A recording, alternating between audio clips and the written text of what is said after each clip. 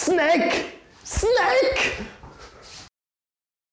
A huge thanks to my Patreon supporters for making this episode possible. Good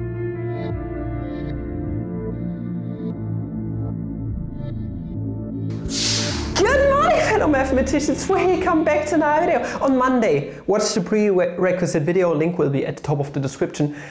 I announced that there's going to drop an absolute bomb on Friday, and it's this video. It's an extreme trig question where we multiply tension waves together to get some value out of this multiplication of tension waves. What is this value going to be? It's quite exciting, to be honest. It's quite exciting. Watch this thing till the end. Also, overall, please watch the whole thing. I would like to get some more watch time. The stats on the channel really sucked. They were really terrible in the last few weeks. This is why I'm doing some A/B testing with new thumbnail designs, etc. So please watch the whole thing and share the video around if you enjoy what you see here. Also, check out Flammy too. A lot of new maths content coming out over there. So if you're interested in mathematics, bilingual mathematics, check the channel out. I'm doing a great job there, if I may say so myself. I do believe that I'm doing kind of a good job. All right, so we are going to dive right in. I'm going to motivate a lot of stuff using the unit circle. At first, let us rewrite pi over 5 as some new angle because I just don't want to write everything out all the time. Let pi over 5 be equal to, I really don't care. Let us use oily macaroni, gamma. All right, haven't used this in a while. Haven't done any real analytic number theory here in quite a while. And now we can rewrite this thing as tangent of gamma times tangent of 2 gamma, blah, blah, blah, up until tangent of 4 gamma. Tangent is nothing but sine over cosine, and we are going to write everything out and see what we get for now. Oh! Now that we have written everything out, I want you guys to notice something. We have some double angles in here. Sine of 2 gamma is a double angle, and sine of 4 gamma is basically also a double angle. It's 2 times 2 gamma in here in the argument, meaning we can make use of the double angle formula for the sine. I don't want to make use of the double angle formula for the cosine for now because this thing is additive, and it's not good if you have an additive denominator. Really, it won't turn out any good, but for the double angle formula for the sine, we actually have a multiplicative numerator, meaning we can actually reduce those fractions really, really nicely. Also, I would like to rewrite the cosine of 3 gamma and the cosine of 4 gamma using the unit circle. It's going to be quite exciting here, okay? Using a unit circle argument is really beautiful here in this context. So at first, let us take a look at the double angle formula for the sine. So, oh, hello kitty cat, it's nice to have you here yet again. So the sine of 2a in some way is nothing but 2 times the sine of a times the cosine of a. I hope you know about this formula. It's just easy to derive. There's probably a link down there in the description. We are going to make use of that, meaning on this part we are going to have 2 times the sine of gamma cosine of gamma, and here we are going to have 2 times sine of 2 gamma cosine 2 gamma. All right, it's just a double angle formula for here.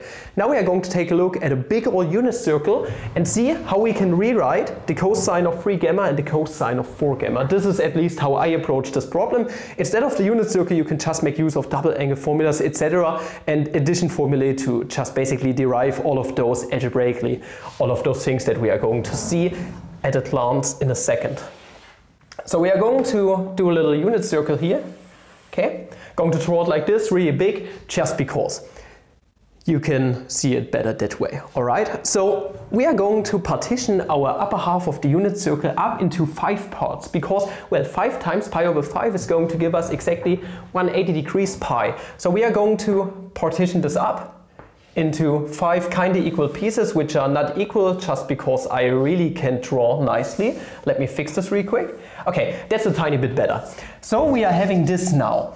And now I would like you guys to notice something. In the unit circle, we know that this length down here is going to be the cosine, if we put a right triangle into here, or should I rather say the x-coordinate is the cosine, and the y-coordinate up here on the arc of the unit circle is going to be the sine, meaning this length, the opposite.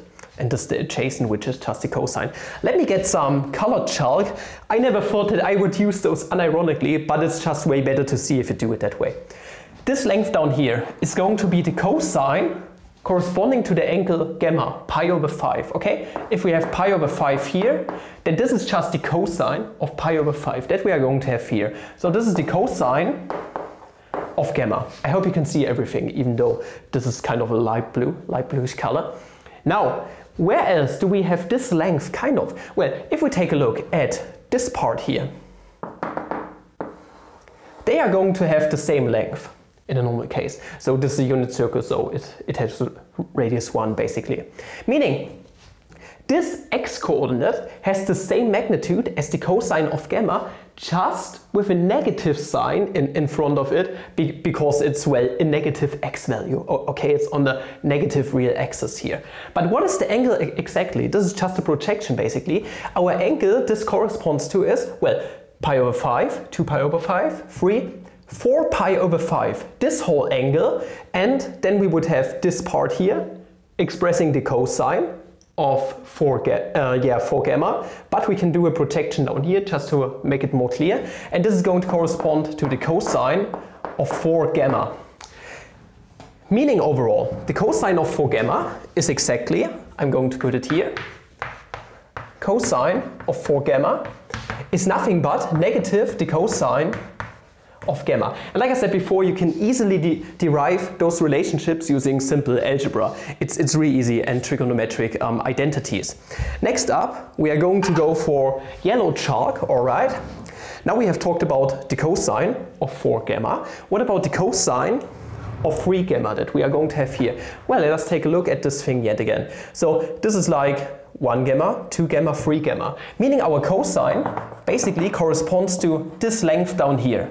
This is the cosine of 3 gamma, this yellow length. Where do we have this yellow length? Again, just with the flipped sign. Well, exactly if we take a look at this part. This part is going to correspond to the cosine of 2 gamma. Meaning overall, another observation that we could take by the same argument is that the cosine of 2 gamma is nothing but negative the cosine of 3 gamma. You can multiply both sides by -1, so that equal to 0. And then we have reduced the cosine of 3 gamma and the cosine of 4 gamma to something we are more familiar with, basically double angle formulas for the cosine and just a regular cosine of gamma where we know the value to from the last video. Take a look at Monday's video. So this has been the first part. We can find another relationship for this filthy little sine value here. Sine of 3 gamma is not too nice, okay? Expressing this using a double angle formula is kind of stupid, won't work out. You can use addition formulae, or you just take a look at this length. This right here corresponds to the sine of 3 gamma yet again. This has the same length and the exact same sign. This sine has this exact same sign as the sine of, well, 2 gamma in this case. This right here is going to be 2 gamma yet again. Meaning overall, another relationship that we are going to have is that the sine of 3 gamma is exactly the sine of 2 gamma. And sine of 2 gamma by the double angle formulas is nothing but 2 times the sine of gamma, cosine of gamma. Now, keep in mind what we have now. We have a lot of stuff here. We are going to use the double angle formulas on this sine. We are going to use the double angle formula on this sine. We are going to rewrite the cosine of 3 gamma and the cosine of 4 gamma and the sine of 3 gamma like this, with the sine of 3 gamma being this double angle formula. Take a piece of paper to write out for yourself. I'm going to write everything out, and then we can see a lot of stuff cancelling out in the process. Meme.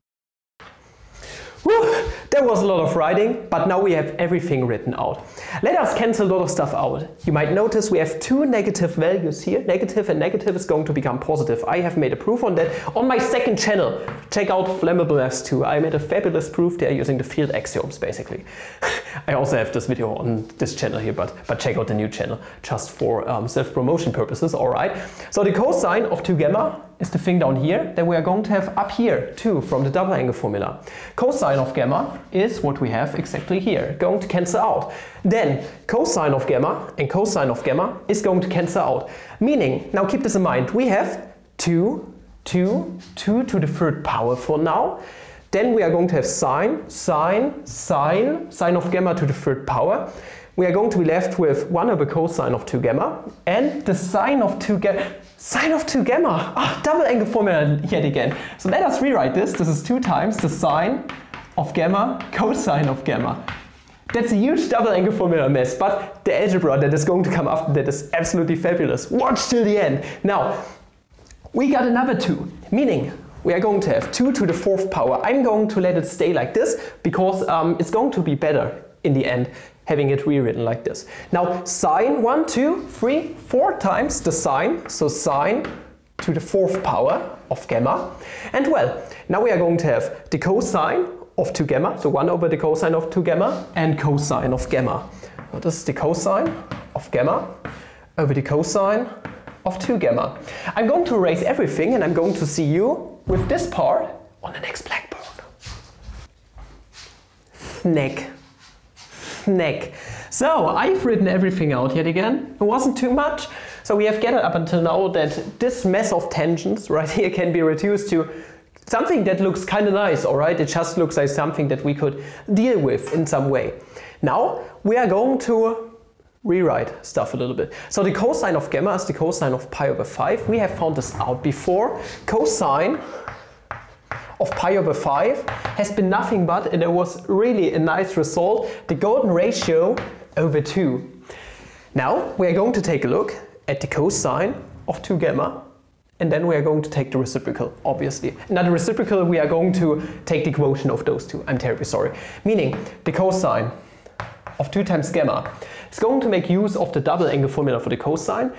On the one hand, we have that this is cosine squared of gamma minus sine squared of gamma, but sine squared can be expressed as 1 minus cosine squared using the fundamental theorem of trigonometry, meaning overall the cosine of 2 gamma, after doing some basic calculations, is going to evaluate to 2 times the cosine squared of gamma minus 1. Well, cosine, we know what this is, cosine of gamma is the golden ratio over 2, meaning this is going to evaluate to, yeah, exactly, 2 times phi squared over 2 squared. Well, 2 and one of the 2's down here is going to cancel out, minus 1. So we are going to have phi squared over 2 minus 1. Expanding 1 by 2 over 2 is going to give us a common denominator, meaning this is phi squared minus 2 over 2. Now we can plug this into here and also this into here, and you might notice that 1/2 is a common factor on both of those, and on the quotient it's going to cancel out. It's basically 2 over 2, it's going to cancel out, meaning cosine of gamma over the cosine of 2 gamma is thus nothing but, okay, with the 1/2 cancelling out, golden ratio over golden ratio squared minus 2. And here comes the nicest part. Oh, the algebra now is so fabulous. I want you guys to keep in mind how the golden ratio is defined. The golden ratio is defined as one of the solutions, one of 2 solutions to the 2nd degree polynomial x squared minus x minus 1. Okay, so it's one of the roots, meaning the golden ratio satisfies exactly this equation. The golden ratio squared is nothing but the golden ratio plus 1. It's as easy as it is. I have made several videos on Fibonacci before. Watch them if you wish. Link will be down there, probably at the top of the description somewhere. Now, what is phi squared minus 2? Well, phi squared minus 2 is basically, if we were to subtract 1 on both sides, okay, and then subtract 1 on both sides yet again, so subtract 2 on both sides overall, we are going to get that phi squared minus 2 is going to be phi minus 1. Just rewriting everything equivalently. So this is phi over phi minus 1. Okay, so this phi squared has reduced to phi in some way. This is nice. Now we are going to expand this fraction by the conjugate of this thing down here. So this is phi plus 1 over phi plus 1. Down here we are going to have the difference of 2 squares, meaning this is going to be up there in the numerator phi squared plus phi over phi squared minus 1. Phi squared minus 1, if we subtract 1 on both sides, is going to be just phi. So this thing down here is actually nothing but phi. Now we have phi as a common factor, and what we end up with is just phi plus 1. But what is phi plus 1? This is just phi squared. Isn't that cool? I mean, this is like a cool identity to express the golden ratio squared in some way, or you can just express the golden ratio as the square root of this thing, positive square root. I think this is really cool. So what we end up with is, overall, this part times phi squared. I'm going to write everything with respect to squares for now. Okay, so 2 to the 4th power is 2 squared. squared is going to give us 4 squared. Sine to the 4th power is sine squared squared. So sine squared of gamma squared. And then we have phi squared, golden ratio squared. Now we have the squared on all of those parts. We have different bases, but the same exponent. Let us bring the exponent to the outside, all right? So this is going to give us 4 times the sine squared of gamma, times the golden ratio, all of this squared. Now, sine squared can be expressed pretty easily using our boy the cosine here, because, well, by the fundamental theorem of trigonometry, the sine squared of something is nothing but 1 minus the cosine squared. Meaning overall, sine squared of gamma is going to be 1 minus this thing squared, giving us phi squared over 4. Let us expand the 1 by 4 over 4, bring it to the same denominator, leaving us with 4 minus phi squared over 4. And this is, by the way, how I originally solved this problem. So it just unfolded one after another, and it was really exciting, to be honest. Now the cool thing is, we have 1/4 here, which you multiply by 4, meaning we are going to get rid of this factor of 4 here. Isn't that really nice? So we are going to end up with something in parentheses brackets squared, but this squared is nothing but 4 minus phi squared times phi, giving us 4 phi minus phi to the 3rd power, all of this squared. A lot of algebra, but really cool algebra, to be honest. Now what is phi to the 3rd power? If we take a look at this thing, phi to the 3rd power, just multiplying everything by phi on both sides, just because it's not equal to 0 is the golden ratio, it's an irrational number, right? And 0 is not irrational, so QE motherfucking D. So if we multiply both sides by phi, we are going to get phi squared plus phi. Putting everything with a negative sign here, first it's going to give us 4 times phi minus phi squared minus phi, whole thing squared. This is going to reduce to 3 phi overall. Now what is phi squared exactly? And again, phi squared is nothing but phi plus 1, meaning with all of the negative sign stuff going on here, we are going to get 3 phi minus 1, whole thing squared. If we just subtract those two, we are going to get 2 phi here minus 1 and the whole thing squared. Now here is where just the definition of the golden ratio now comes in. Golden ratio is being defined as the following thing. The golden ratio is nothing but 1 plus the square root of 5 over 2. Well, we have 1/2 multiplied with 2, meaning we are going to get rid of this filthy little rational number here, leaving us with 1 plus the square root of 5 minus 1 whole thing squared. Well, -1 is the additive inverse to 1. It's going to cancel out to 0 by the definition of a group, for example. And now we have square root of 5 squared. It's going to give us 5. Oh boy, 5. The answer is 5. So, isn't that cool? I mean, we are multiplying some stupid ass tangents together with weird arguments involving the golden ratio in some kind, and we are going to end up with just a positive integer, with a rational number, with the 3rd prime number, 5. Isn't that amazing? Now one could ask the question how we could actually kind of generalize this thing. Maybe we can take n here, so like a multiplication of n of those tangent waves, take the limit as n approaches something in infinity. Maybe this does work out, it probably diverges in some way, I don't know, but we could ask ourselves the questions for which values it does evaluate to a nice value. So the guy who showed me the email actually gave me some input on that. It has to do with the construction of some regular polygons in some way. So yeah, really cool stuff, but I for myself really enjoyed this problem. It took me 1.5 hours to calculate through everything, but it was a lot of fun. I thank you guys for watching. If you did enjoy this video, please like and subscribe and recommend channel flag. Don't forget to buy the truth. This is really the truth. Pi squared equals g. So you see, instead of pi, we could just use negative square root of g. Negative square root of g all the time. Would work out, trust me. Other than that, thank you guys for watching. If you did, negative square root of g would actually work, kind of with the negatives, because tangent is an odd function and the negatives would cancel out, leaving everything positive. That is groundbreaking. Never mind. If you enjoyed this video, please like, subscribe, recommend channel like. Don't forget to check out Flammy too, to watch this video till the end for the gift card giveaway. And other than that, I'm wishing you guys a flammable day. Ciao. That was a lot of fun, to be honest. See ya.